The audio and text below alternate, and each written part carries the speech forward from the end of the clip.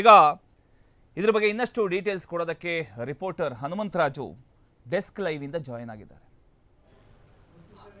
ಹನುಮಂತ, ಈಗ ಕರ್ನಾಟಕ ಸರ್ಕಾರದಲ್ಲಿ ಈಗ ನಾವು ಪ್ರತಿದಿನ ಒಂದೊಂದು ವಿಚಾರಗಳನ್ನು ಹೇಳ್ಕೊಂಡು ಬರ್ತಾ ಇದ್ದೀವಿ.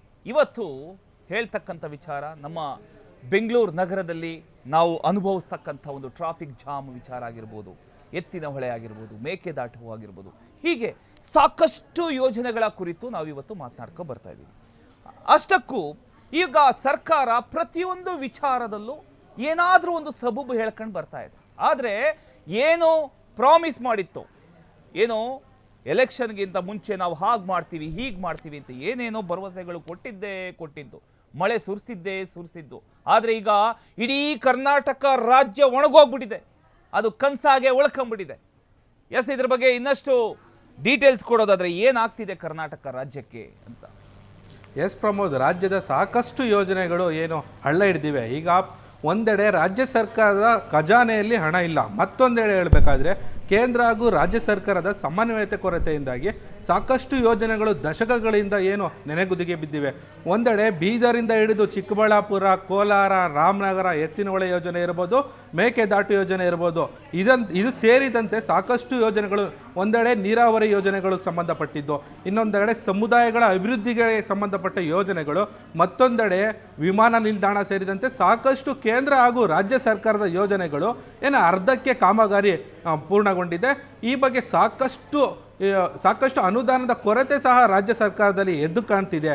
ಒಂದೆಡೆ ಎತ್ತಿನಹೊಳೆ ಯೋಜನೆ ಕೇವಲ ಚುನಾವಣಾ ಪ್ರಚಾರಕ್ಕೆ ಮಾತ್ರ ಸೀಮಿತ ಆಗುತ್ತೆ. ಕಳೆದ 12 ವರ್ಷಗಳಿಂದ ಎತ್ತಿನಹೊಳೆ ಯೋಜನೆ ಇಟ್ಕೊಂಡೇ ಚಿಕ್ಕಬಳ್ಳಾಪುರ ಜಿಲ್ಲೆ ಸೇರಿದಂತೆ ಲೋಕಸಭಾ ಎಲೆಕ್ಷನ್ ಹಾಗೂ MLA ಎಲೆಕ್ಷನ್ ಏನು ನಡೆಯುತ್ತೆ, ಈ ಚುನಾವಣಾ ಪ್ರಚಾರದ ಮೇಲೆ ಎತ್ತಿನಹೊಳೆ ಏನೋ ಒಂದು ಕಾನ್ಸೆಪ್ಟ್ ಇಟ್ಕೊಂಡೆ ರಾಜ್ಯ ಹಾಗೂ ಕೇಂದ್ರ ಸರ್ಕಾರದ MP ಹಾಗೂ MLA ಸಂಬಂಧಪಟ್ಟಂಥ ಎಲೆಕ್ಷನ್ಗಳು, ಚುನಾವಣೆಗಳು ಈ ಒಂದು ಹೆಸರಿನಲ್ಲೇ, ಎತ್ತಿನಹೊಳೆ ಹೆಸರಿನಲ್ಲೇ ನಡೆದು ಬರ್ತಿತ್ತು. ಈ ಯೋಜನೆ 7 ಜಿಲ್ಲೆಗೆ ಸಂಬಂಧಪಟ್ಟಿದ್ದು ಇದಾಗಿದ್ದು, ಕಳೆದ 12 ವರ್ಷಗಳಿಂದ 8 ಕೋಟಿ ಇದ್ದಂತಹ ಏನು ಈ ಯೋಜನೆ ಈಗ 24 ಕೋಟಿ ಗಾತ್ರಕ್ಕೆ ಏನು ಈಗ ಆಗಿದೆ ಈ ಯೋಜನೆ. ಇದರಿಂದ 24 ಸಾವಿರ ಕೋಟಿ ಅನುದಾನ ಖರ್ಚಾದರೂ ಸಹ 7 ಜಿಲ್ಲೆಗಳಿಗೆ ಯಾವುದೇ ಒಂದು ಹನಿ ನೀರು ಸಹ ಇದುವರೆಗೂ ದೊರೆತಿಲ್ಲ. ಅದಾದ ಮೇಲೆ ಮೇಕೆದಾಟು ಯೋಜನೆ, ಇದು ಖುದ್ದು ಈಗ ಏನು ಉಪಮುಖ್ಯಮಂತ್ರಿ ಆಗಿರುವ DK ಶಿವಕುಮಾರ್ ರವರೇ ಇದನ್ನು ಏನು ಪ್ರಚಾರದ ಮುನ್ನೆಲೆಗೆ ತಂದರು ಚುನಾವಣೆ ಸಮಯದಲ್ಲಿ, ಇದನ್ನು ನಾನು ಮಾಡೇ ತೀರ್ತೀನಿ. ಮೇಕೆದಾಟು ಯೋಜನೆ ಸಂಬಂಧಪಟ್ಟಂಗೆ ಖುದ್ದು ಏನು DK ಶಿವಕುಮಾರ್ ರವರೇ ಪಾದಯಾತ್ರೆ ಮಾಡಿದ್ರು. ಈ ಮೇಕೆದಾಟು ಯೋಜನೆಗೆ ನಾನು ಅಣೆಕಟ್ಟನ್ನು ಕಟ್ಟುತ್ತೇನೆ. ತಮಿಳುನಾಡು ಸರ್ಕಾರ ಇದನ್ನು ವಿರೋಧ ಸಹ ಮಾಡಿತ್ತು. ಅದನ್ನು ಸೆಡ್ ಹೊಡೆದಂತಹ DK ಶಿವಕುಮಾರ್ ಅವರು, ನಾನು ಮೇಕೆದಾಟು ಯೋಜನೆಯನ್ನು ಕಂಪ್ಲೀಟ್ ಮಾಡ್ತೀನಿ, ಕೇಂದ್ರ ಸರ್ಕಾರದ ಮನವೊಲಿಸ್ತೀನಿ, ಜೊತೆಗೆ ತಮಿಳುನಾಡು ಸರ್ಕಾರವನ್ನು ಸಹ ತನ್ನ ಹಿಡಿತಕ್ಕೆ ತಗೊಂಡು ನಾನು ಮೇಕೆದಾಟು ಯೋಜನೆಯನ್ನು ನಾನು ಸಂಪೂರ್ಣ ಮಾಡ್ತೀನಿ, ಕಂಪ್ಲೀಟ್ ಮಾಡ್ತೀನಿ ಅಂತ ಹೇಳ್ತಿದ್ರು. ಆದರೆ ಇದೀಗ ಬೊಕ್ಕಸ, ರಾಜ್ಯ ಸರ್ಕಾರದ ಬೊಕ್ಕಸದಲ್ಲಿ ಈ ಮೇಕೆದಾಟು ಯೋಜನೆಗೆ ಸಂಬಂಧಪಟ್ಟಂಗೆ ಹಾಗೂ ಬಯಲು ಸೀಮೆಯ ಏನು ಎತ್ತಿನಹೊಳೆ ಯೋಜನೆ ಇದೆ, ಇವೆರಡನ್ನು ಸಂಪೂರ್ಣ ಮಾಡಲಿಕ್ಕೆ ರಾಜ್ಯ ಸರ್ಕಾರದಲ್ಲಿ ಹಣವೇ, ಖಜಾನೆಯೇ ಖಾಲಿಯಾಗಿದೆ. ಮತ್ತೊಂದೆಡೆ ಈ ಮೇಕೆದಾಟು ಜೊತೆಗೆ ಏನು ಎತ್ತಿನಹೊಳೆ ಏನಿದೆ, ಈ ಎರಡು ಮಧ್ಯದಲ್ಲಿ ಬೆಂಗಳೂರು ಸಿಲಿಕಾನ್ ಸಿಟಿ ಏನಿದೆ, ಸಿಲಿಕಾನ್ ಸಿಟಿಯ ಟ್ರಾಫಿಕ್ ಜಾಮ್ ಕ್ಲಿಯರ್ ಮಾಡುವಂತಹ ಏನು ಸಬರ್ಬನ್ ರೈಲ್ ಏನಿತ್ತು, ಇದನ್ನು ಖುದ್ದು ಪ್ರಧಾನಮಂತ್ರಿ ಮೋದಿಯವರೇ ಸಹ ಇದನ್ನು ಶಂಕುಸ್ಥಾಪನೆ ಮಾಡಿ ಹೋಗಿದ್ರು. ಸಬರ್ಬನ್ ರೈಲ್ನ ಇದರ ಪ್ರಮುಖ ಉದ್ದೇಶ ಏನಪ್ಪ ಅಂತಂದರೆ ಬೆಂಗಳೂರಿನ ಏನು ಟ್ರಾಫಿಕ್ನ ಕ್ಲಿಯರ್ ಮಾಡಬೇಕಾಗಿತ್ತು. ಇದಕ್ಕೆ ಸಂಬಂಧಪಟ್ಟಂತೆ ಈಗಾಗಲೇ ಕೇಂದ್ರ ಸರ್ಕಾರ ಅನುದಾನ ಬಿಡುಗಡೆ ಮಾಡಿದ್ರು ಸಹ ರಾಜ್ಯ ಸರ್ಕಾರ ತನ್ನ ಏನು ಭೂಸ್ವಾಧೀನ, ರೈಲ್ವೆ ಹಳಿಗೆ ಸಂಬಂಧಪಟ್ಟಂತೆ ಭೂಸ್ವಾಧೀನ ಮಾಡಿಕೊಂಡು ರೈತರಿಗೆ ಪರಿಹಾರ ಕೊಡುವ ನಿಟ್ಟಿನಲ್ಲಿ ಸಾಕಷ್ಟು ಹಿಂದೆ ಉಳಿದಿದೆ. ಈ ನಿಟ್ಟಿನಲ್ಲಿ ರೈತರು ಹೈಕೋರ್ಟ್ ಮೊರೆ ಹೋಗಿದ್ದು ತಮ್ಮ ಜಮೀನನ್ನು ಮತ್ತೆ ನಮ್ಮ ವ್ಯವಸಾಯಕ್ಕೆ ಮರಳಿ ಕೊಡುವಂತೆ, ಕಾಮಗಾರಿ ಸ್ಟಾಪ್ ಮಾಡಿ ಮರಳಿ ಕೊಡುವಂತೆ ಏನು ರೈತರು ಈಗ ಮುಂದಾಗಿದ್ದಾರೆ.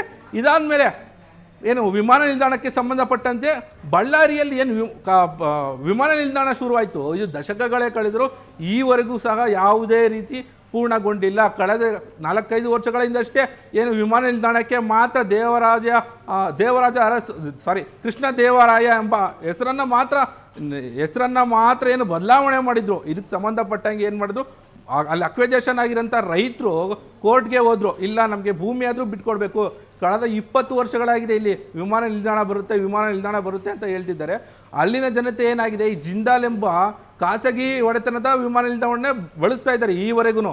ಆದರೆ ರೈತರು 20 ವರ್ಷ ಆಗಿ ಭೂಮಿ ಕಳೆದುಕೊಂಡ್ರು ಸಹ ಅವ್ರಿಗೆ ಪರಿಹಾರ ಸಹ ಈವರೆಗೂ ಸಹ ಸರಿಯಾಗಿ ನೀಡಿಲ್ಲ. ಇದಕ್ಕೆ ಸಂಬಂಧಪಟ್ಟಂತೆ ಧಾರವಾಡ ಹೈಕೋರ್ಟ್ ಸಹ ರೈತರಿಗೆ ಹೇಳಿದೆ, ನೀವು ಅಲ್ಲಿ ಆ ಜಾಗದಲ್ಲಿ ಭೂಮಿಯನ್ನು ಉಳುಮೆ ಮಾಡ್ಕೊಳ್ಬೋದು ಅಂತ ಸಹ ಆರ್ಡರ್ ಮಾಡಿತ್ತು. ಇದಕ್ಕೆ ಸಂಬಂಧಪಟ್ಟಂತೆ 21 ಜನ ರೈತರು 43 ಎಕರೆಯಲ್ಲಿ ಈಗ ಉಳುಮೆ ಕಾರ್ಯಕ್ಕೂ ಸಹ ಮುಂದಾಗಿದ್ರು. ಈ ರೀತಿ 20 ವರ್ಷ 10 ವರ್ಷ 15 ವರ್ಷಗಳನ್ನು ಕಾಮಗಾರಿಯನ್ನು ನಿಧಾನಗತಿಯಲ್ಲಿ ಜೊತೆಗೆ ಮಂದಗತಿಯಲ್ಲಿ ಈ ರೀತಿಯಲ್ಲೇ ಸಾಗ್ತಾ ಹೋಗ್ತಿದ್ರೆ ಯೋಜನೆಗಳನ್ನು ಯಾವ ರೀತಿಯಲ್ಲಿ ಪೂರ್ಣ ಮಾಡುತ್ತೆ ರಾಜ್ಯ ಸರ್ಕಾರ? ಒಂದೆಡೆ ರಾಜ್ಯ ಸರ್ಕಾರದಲ್ಲಿ ಖಜಾನೆ ಖಾಲಿಯಾಗಿದೆ, ಮತ್ತೊಂದೆಡೆ ಕೇಂದ್ರ ಹಾಗೂ ರಾಜ್ಯ ಸರ್ಕಾರದ ನಡುವೆ ಸಮನ್ವಯದ ಕೊರತೆ ಇದೆ. ಒಂದೆಡೆ ರಾಜ್ಯ ನಾಯಕರು ಏನು ಮಾಡ್ತಾರೆ, ಕೇಂದ್ರವನ್ನು ಬೊಟ್ಟು ಮಾಡಿ ತೋರಿಸ್ತಾರೆ, ಮತ್ತೊಂದೆಡೆ ಏನು ಮಾಡ್ತಾರೆ, ಕೇಂದ್ರ ಸರ್ಕಾರ ತನ್ನ ಅನುದಾನವನ್ನು ಬೆಳಗಾವಿ ಸಂಬಂಧಪಟ್ಟಂಗೆ ಅಲ್ಲಿ ಘನತ್ಯಾಜ್ಯ ಏನು ನಿರ್ವಹಣೆ ಮಾಡಬೇಕಿತ್ತು ಅದಕ್ಕೆ ಸಂಬಂಧಪಟ್ಟಂಗೆ ತನ್ನ ಪಾಲನ್ನು ಈಗಾಗಲೇ ಬಿಡುಗಡೆ ಮಾಡಿದೆ ಘನತ್ಯಾಜ್ಯ ನಿರ್ವಹಣೆ ಸಂಬಂಧಪಟ್ಟಂಗೆ. ಆದರೆ ರಾಜ್ಯ ಸರ್ಕಾರ ಅದಕ್ಕೆ ಆ ಘನತ್ಯಾಜ್ಯ ನಿರ್ವಹಣೆ ಮಾಡಲಿಕ್ಕೆ ಸಹ ಹಣ ಇಲ್ಲ ಈ ರಾಜ್ಯ ಸರ್ಕಾರದಲ್ಲಿ. ಇದಕ್ಕೆ ಸಂಬಂಧಪಟ್ಟಂಗೆ ಏನು ಮಾಡ್ತಿದ್ದೆ, ಅಲ್ಲಿನ ಬೆಳಗಾವಿ ಮಹಾನಗರ ಪಾಲಿಕೆ ಅವರು ತನ್ನ ತೆರಿಗೆ ಪ್ರಮಾಣವನ್ನು ಸಹ ಜನತೆ ಮೇಲೆ ಹೊರೆ ಹಾಕ್ತಿದ್ದಾರೆ. ಅಲ್ಲಿನ ಪಾಲಿಕೆ ಸದಸ್ಯರ ಮೇಲೆ 3% ಅಲ್ಲಿನ ಜನರಿಗೆ ಏರಿಕೆ ಮಾಡ್ತಾ ಇದ್ದಾರೆ. ಆದರೆ ರಾಜ್ಯ ಸರ್ಕಾರ ಈವರೆಗೂ ಯಾವುದೇ ಯೋಜನೆಗಳಿಗೆ ಸಂಬಂಧಪಟ್ಟಂಗೆ ಕೇವಲ ಕಾಮಗಾರಿ ಘೋಷಣೆ ಆಗಿದೆ ಅಷ್ಟೇ, ಚುನಾವಣೆಗೆ ಮಾತ್ರ ಸೀಮಿತ ಆಗಿ ಕಾಮಗಾರಿ ಘೋಷಣೆ ಆಗಿದೆ ಹೊರತಾಗಿ ಯಾವುದೇ ಸಹ 10% ಸಹ 10 ದಶಕಗಳು ನಡೆದರೂ 10% ಸಹ ಕಾಮಗಾರಿಗಳು ಇದುವರೆಗೂ ಯಾವುದೇ ರೀತಿ ಪೂರ್ಣಗೊಂಡಿಲ್ಲ. ಹಾಗೂ ಯಾವುದು ಕೇಂದ್ರ ಸರ್ಕಾರದಿಂದ ಹಣ ಬಿಡುಗಡೆ ಆಗಿದೆ ಅದಕ್ಕೆ ಸಂಬಂಧಪಟ್ಟಂಗೆ ಈಗಾಗಲೇ ಮಂದಗತಿಯಲ್ಲಿ ಕಾಮಗಾರಿ ನಡೀತಿದೆ.